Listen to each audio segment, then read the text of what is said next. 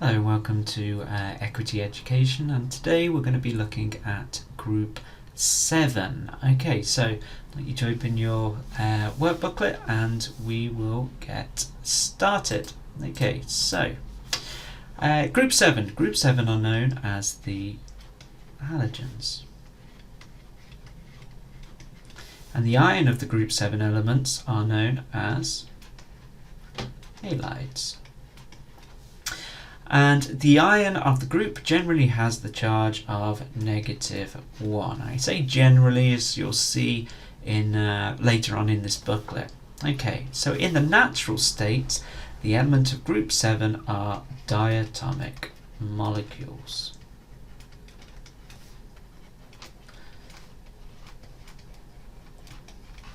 And what do I mean by diatomic? Well, you should be able to figure that out yourself after doing this next bit. So I'd like you to have a quick go at writing the chemical formulas for these halogens and their corresponding halides.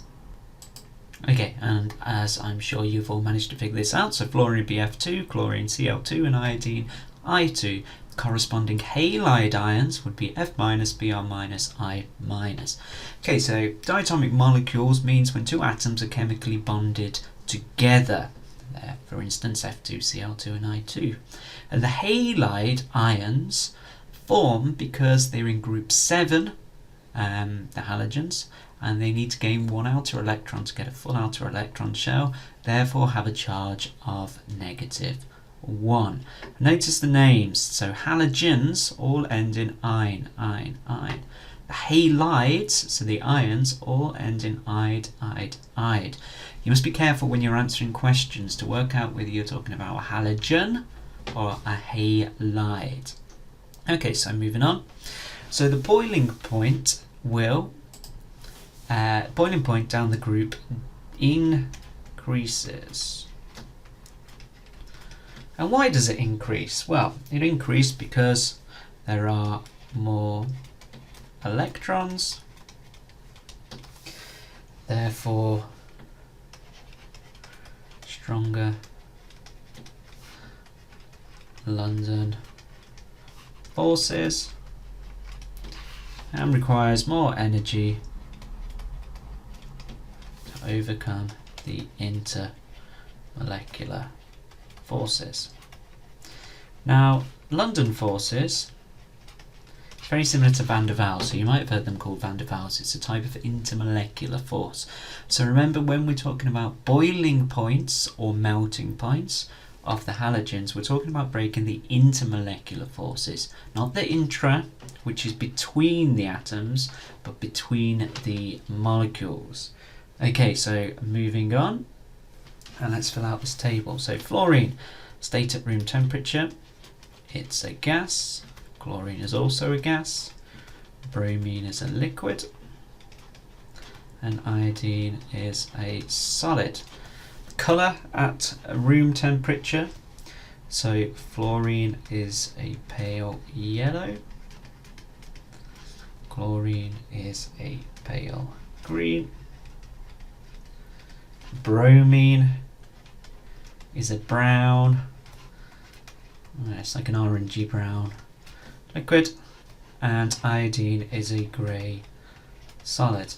Colour of the gas, well, it's obvious that it would be pale yellow and pale green for fluorine and chlorine, because we've already done their state at room temperature, which is a gas. And bromine will also form an orange/brown gas, such as the liquid, but iodine, the only different one, will form a purple gas. Okay, moving on. So the reactivity of the halogens decreases down the group, and I'll give you a couple of minutes just to have a think about the answer to this question, see if you can fill it in yourself. Okay, right, so we'll go through the answer. So there is an increase in the number of shells, therefore an increase in atomic radius, an increase in the shielding effect,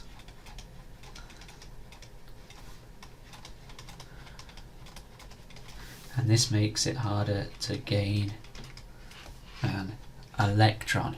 Okay, so remember when we're talking about reactivity of the group 7s, they react by gaining an electron.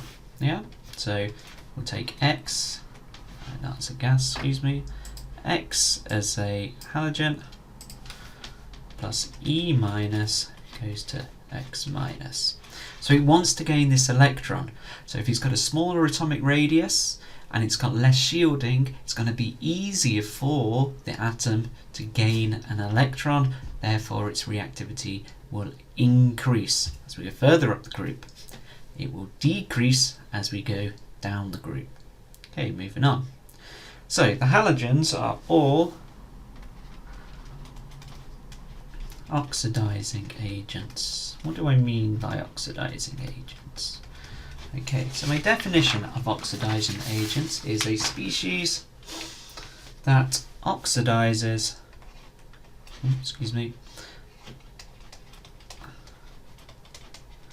oxidizes something else, it itself gets reduced. So when we say it oxidizes something else, so we'll remove electrons and it itself will gain electrons. And the ability of the halogen as an oxidizing agent decreases down the group. Why? Well, it's exactly the same reason for our reactivity. So there is an increase in number of shells.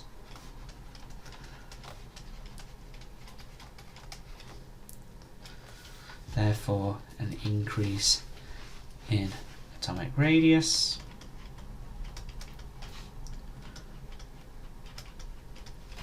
And an increase in shielding effect. This makes it harder to gain an electron. Okay, so moving on. So redox reactions of the halogens. Remember our definition of redox. If you don't know what redox is, you better go back and watch the video on redox, and that should explain it. So redox reactions are reactions that involve both reduction and oxidation. And this is the important thing that you've got to remember. So a more reactive halogen will displace a less reactive halide from its compound. Okay, so this is important. Okay, e.g., so let's do an example. We have chlorine as a gas, and I also have some potassium iodide as an aqueous solution. Okay, so we can figure out if a reaction is going to take place. Is chlorine more reactive as a halogen than iodide as a halide? Well, it is, because it's further up the group. Therefore, it's going to displace the iodide from its compound. So we're going to have KCl, AQ plus I2, AQ. Notice that the iodine is AQ, and that's because we have water at the start of this equation, therefore it will dissolve into the water. Okay, make sure it's balanced. Well, it's not, so we need to put 2 here and 2 KCl here. Right, so a bit of practice for you. I'd like you to have a go at writing this as an ionic equation. Okay, and I'm sure you've all got this. So we have removed something. What have we removed? Well, we've removed our spectator ions, which are the potassium ions, because they don't change their oxidation states and they're not involved in the reaction. So I remove my spectator ions because they're +1 and +1, the potassium ions, and I come up with this. Cl2 plus 2I minus goes to 2Cl minus plus I2. Make sure the charge is balanced on each side, 2 negative on the product side, 2 negative on the left hand side, so that works. Okay, again, if you're unsure about ionic equations, go back and watch the video on redox. So all the halide, we'll move on, all the halides in an aqueous solution form colourless solutions. The halogens dissolved in water form coloured solutions. Ooh. However, it's difficult to distinguish between them. Okay, so we're talking about an experiment now. So therefore, when these experiments are carried out, we use an organic solvent. This helps us to see the colour of the halogen at the end of the experiment, and usually the organic solvent is cyclohexane.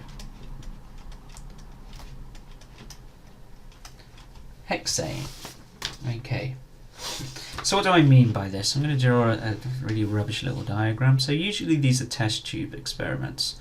So this is my rubbish test tubes, and we'll have two layers, and in the top layer we will have the halogen dissolved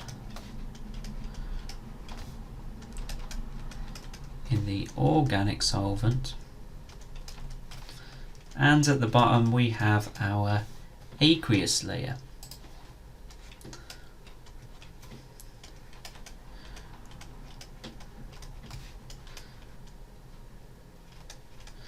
Which contains the halide ion. So you're going to see some colours, okay, and you'll have to identify what the colours are, or maybe you'll have to identify the halogen and halide from the colours or the halogen. So, colour of the halogen in the organic solvent. So chlorine is a pale yellow colour. It's still quite difficult to see, but it's a lot easier than starting to see it in the aqueous solution. Bromine is an orange brown. And one you can definitely tell is iodine, because it is purple. Right, so we see two layers. One is an aqueous layer and an organic layer is the other one. So why do we form two layers? Well, we form two layers because the organic solvent is non-polar. And when these tests are carried out, the halogen is dissolved in the organic solvent, which again is usually cyclohexane. This is because halogens are non-polar and tend to dissolve more readily into the organic solvent. Okay, so you need to remember that non-polar solvents non-polar solutes will dissolve into non-polar solvents, whereas polar solutes will dissolve into polar solvents in general. So what is seen in the aqueous layer? Well, we see the halide. Seen in the aqueous layer, the water is polar and therefore attracts the charged halide ions. Halide ions are more readily dissolved in water. Okay, and when I say seen, I shouldn't really use that word because this is really a colourless solution. Really should have said that the halide is in the aqueous layer. Right, okay, so over to you. Example question. I'm going to get you to have a go at it first. So I'll read it to you. So a solution of potassium bromide is added to an organic solvent and shaken. Aqueous chlorine is then added. So what would you observe? Write a chemical equation to show what is happening. Write an ionic equation for the reaction above, and what is being oxidized, what is being reduced, and finally, what is the stronger oxidizing agent, explains in terms of its atomic structure why the one you have chosen is the strongest oxidizing agent. Okay, right, I will give you, you probably don't need 10 minutes, I'll give you 7 minutes to do that. Okay, hope you got some answers. So I'm going to start with question B to begin with. I'm just going to write down what our chemical reaction may be, even if there is one. So a solution of potassium bromide. So I know potassium bromide is KBr. Tells me it's a solution, so it's aqueous. Is added to an organic solvent and shaken. Aqueous chlorine, which is also known as chlorine water, is also added and is then added and shaken. Okay, so we may have a reaction here. We've got to work out which one's the most reactive halogen, and it's chlorine. So we know that a more reactive halogen will displace a less reactive halide from its compound. So I will get KCl and form my bromine as aqueous. I need to balance it, so 2 kBr and 2 KCl. Okay, we also know that we will see the less reactive halogen in the organic solvent. So this will be the bromine. Okay, so this is my least reactive halogen.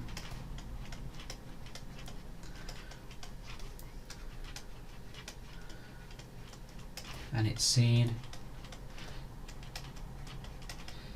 in the organic layer. So I should know now that I will see an orange bound colour in the organic layer.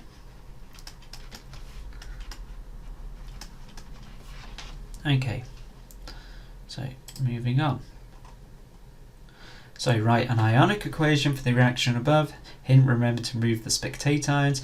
So in the example we did previously, we knew that potassium was a spectator ion, +1, +1, because it didn't change its oxidation state. Also, I didn't mention this, chlorine is a covalent molecule, bromine is a covalent molecule, so we cannot remove it from the ionic equation. Therefore, we will have 2Br minus AQ plus Cl2 AQ forms 2Cl minus AQ plus Br2 AQ. Okay, so what is being oxidized and what is being reduced? I think it's probably easier to show it up here. So let's do the oxidation states. So bromine here is -1. In its natural state over here, it's 0. Ooh. Put this further down. So we've gone from -1 to 0, so we must be losing electrons.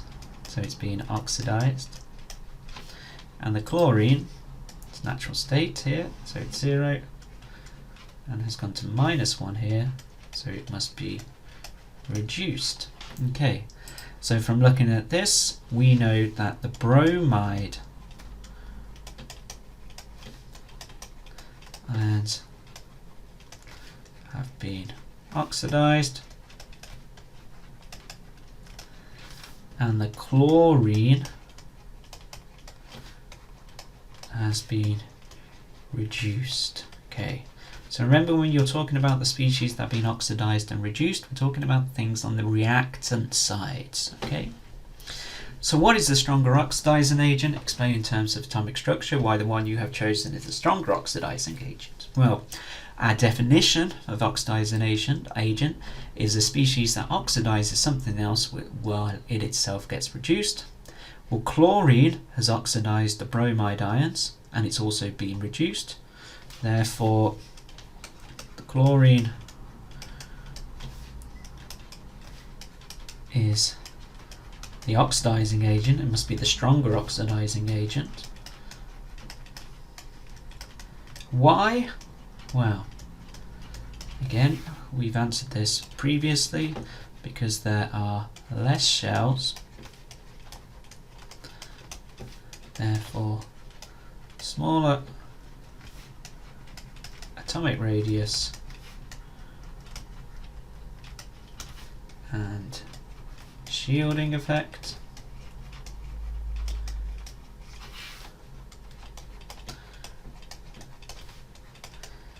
This means it is easier to attract an electron.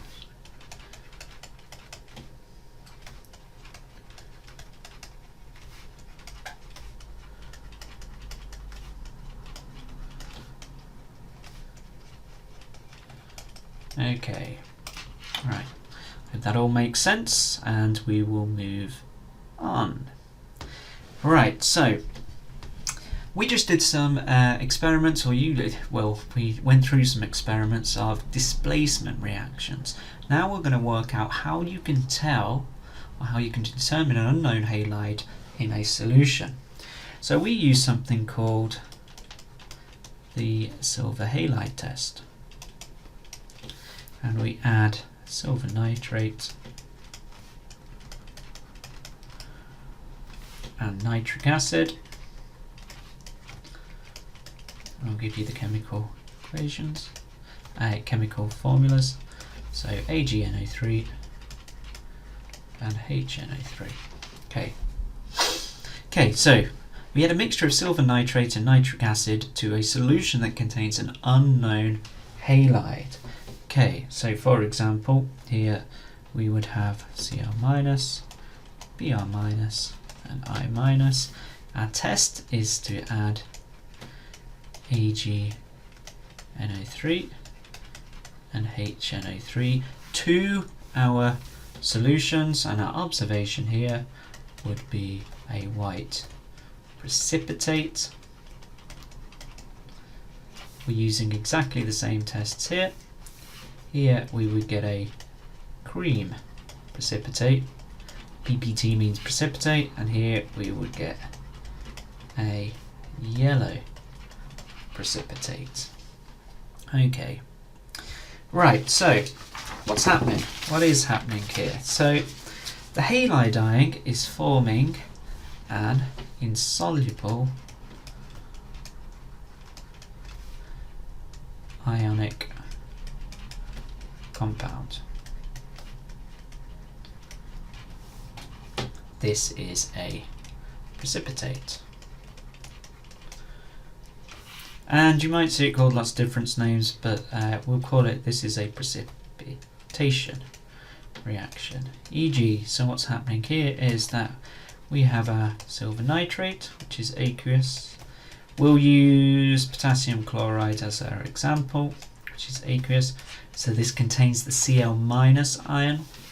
And what we form is an insoluble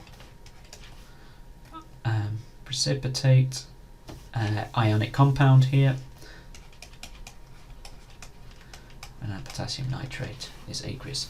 So we can tell this is insoluble because of our state here, and unsurprisingly this will be what I observe at the end. This will be my white precipitate. Okay, so write an ionic equation for the above reaction. I'll let you have a go at this. I'll give you a couple of minutes. Okay, I'm sure you've worked this out. So our ionic equation should be, remember we need to remove our spectator ions. Okay, so we can't remove the AgCl because that's a solid, so this stays. Spectator ions don't change their oxidation states and are usually aqueous, so Ag is +1 here, +1 here, but I can't remove it because it's a solid, even though it hasn't changed its oxidation state. NO3 minus is aqueous, NO3 minus is aqueous here, so I can remove that. K plus aqueous, K plus is aqueous here, so it must be Ag plus AQ plus Cl minus AQ goes to AgCl as the solid. Okay, so sometimes it's difficult to see these colours, especially between the white and the cream, or the cream and the yellow. So if you can't distinguish it from the colour alone, there's a further test, and this further test is by adding ammonia to the precipitate, to our AgCl, AgBr, AgI. Remember, it's still going to be a solution because we have water here. Yeah, so it's still a test tube reaction, and all I'm going to do is add a certain type of ammonia to each one. So our distinguishing features, are AgCl will dissolve in aqueous ammonia to form a colourless solution. AgBr will dissolve in concentrated ammonia to form a colourless solution, and AgI will not dissolve in aqueous ammonia or concentrated ammonia. So that means we should be able to tell what the unknown halide is if you can't distinguish from the colours of the precipitate by doing these further tests. Okay, moving on. So, disproportionation reactions of chlorine, it's not that special, of chlorine. Okay, so definition of disproportionation reaction is a reaction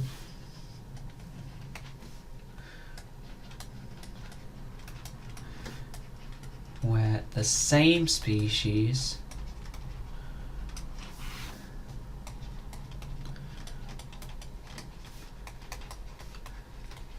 is both oxidized and reduced. Okay, so a disproportionation reaction is still a redox reaction because it involves oxidation reduction, but it's a special type because it's the same species which is being oxidized and reduced. For example, reaction of chlorine and sodium hydroxide. We've got two reactions. So the sodium hydroxide is dilute and cold. And what happens is that we will have chlorine gas bubbled into our cold dilute sodium hydroxide, and we will form sodium chloride plus sodium chlorate, AQ, plus H2O. Okay, and this is called sodium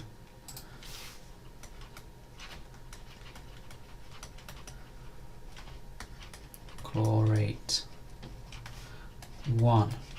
Remember, this 1 stands for the oxidation state of chlorine here. Yeah, so it will be +1. +1 minus 2 plus 1. Again, if you want to know how to do assigning oxidation numbers, look at the redox video. And NaClO is used for bleach. Okay, so I'll give you a couple of minutes, have a go at completing the ionic equation for this reaction. Just before we do that, I've noticed that I didn't balance the top equation, so we would need 2 sodium hydroxides. Okay, carry on. Okay, I was a little bit naughty on this one because I didn't tell you that the ClO minus ion is a polyatomic ion. Yeah, so it has ClO minus is just one ion joined together, so we don't split it. So we'd have ClO minus here. So we've removed our spectator ions, which is the Na plus and the Na plus over here. Okay, show that the above reaction is redox. We'll do this together. So chlorine here, let's do it in a different colour, is 0. Here it's -1. So we've got another chlorine atom here, and it's 0. However, here there's a charge of -1. Oxygen is -2, therefore chlorine must be +1. Therefore, this chlorine atom has been oxidized, and the other chlorine atom has been reduced. Therefore, even though it's a redox reaction, we can also say it's a disproportionation reaction because the same species, the chlorine, has been both oxidized and reduced. Okay, next equation. So we get a slightly different reaction if we use different conditions. So the reaction of chlorine and sodium hydroxide again. This time the sodium hydroxide is hot and concentrated. And what we get is we will again bubble some chlorine through our sodium hydroxide, and we will get 5 NaCl plus NaClO3 plus 3 H2O. You can turn this into a redox equation as well, but it's very similar to the one above, so I'm not going to bother. However, I am just going to point out the name of this. Actually, see if you can work out the name of this. I'll give you a minute to think about it. Okay, let's see if we got the name. So, we'll write it down here. First of all, we've got to work out the oxidation state of chlorine here. So, we know that we first of all prioritize group 1, so it's +1. Then we move to our oxygen, that's our second most important, so -2, -6 is the overall charge here, which means we need to get a 0 up here, so the chlorine must be +5. So that means when we're naming, we have to use the Roman numerals, so this would be sodium chlorate 5. With the Roman numeral representing the oxidation state of the chlorine. Remember, 8 means oxygen joined together to form an anion with something, and the sodium is obviously the sodium. Okay, so moving on, the purification of drinking water. So reaction of chlorine with water. What do we produce? So Cl2 plus H2L goes to HCl AQ plus HCl AQ. Okay, work out whether it's a redox and disproportionation reaction. So chlorine here goes from 0 to -1, so this is reduced. This chlorine goes from 0 again to +1, so it's been oxidized. So it's a redox reaction. It's a disproportionation reaction because the same species has been both oxidized and reduced. Okay, its use, so it's added to a drinking water or to make drinking water. Because the HClO kills bacteria. Disadvantages include that it can be toxic if too much chlorine is added, and it can produce carcinogenic byproducts. Don't want to go into that too much, it's just something that you need to remember for the exam. So byproducts. Okay, just going back up here for a second, so we'll name this because we haven't done it yet. So HClO is known as chloric acid. Again, we can have different versions, so we need to work out the oxidation state of chlorine. We've done that already, so this is +1 -2, so this must be +1. So it would be chloric 1 acid or chloric acid 1. In fact, it's probably better to write chloric 1 acid. Let's do it correct. So we have chloric 1 acid. Okay, and if I write this chloric 3 acid, it must be that we have the formula HClO2. This doesn't occur very often at all, but it's just an example of how you can work out the formula of something from the name. Remember, this is +3, so I can add more oxygens to it to get it to equal +3. Right, write the ionic equation for the reaction above. Okay, for this reaction, don't spend too long over this because it's a bit of a trick question, but I'll let you ever think about it. Okay, as you probably figured out, I can't really do an ionic equation, so it's going to be exactly the same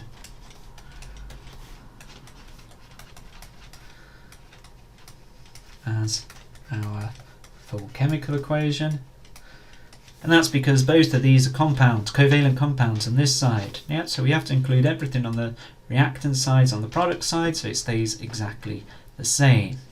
Okay, some different things that you just need to remember are commercial uses of the halogens or halogen compounds.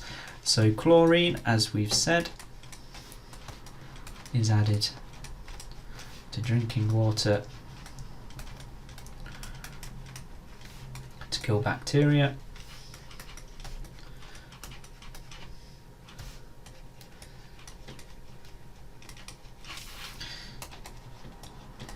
NaClO, which is bleach,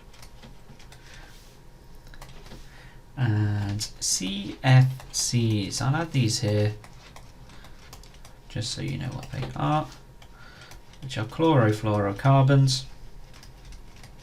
They used to be used as aerosols or propellants in aerosols. So the gas that pushes the fragrance out. However, they're now banned.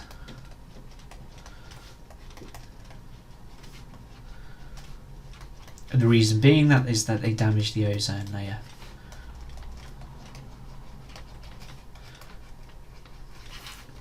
This will probably come up in a different module, but since we're talking about halogens, we might as well write it down here. And lastly, iodine can also, or iodine aqueous, can also be used as a disinfectant or an antiseptic. May have seen it if you've fallen over. You might have a bottle of iodine. If you've got a scrape, wipe it. It's like a brownie sort of colour, and it disinfects the wound. Okay, right, so pretty short today. So that's group 7, and it's quite a lot of information. You need to make sure that you know all of the colours, you know the difference between a halogen and a halide, and you have to be able to write ionic equations. If you can't write ionic equations, I suggest you go back and watch the Redox video. Okay, as always, hope that was useful, and I will see you next time. Okay, bye bye.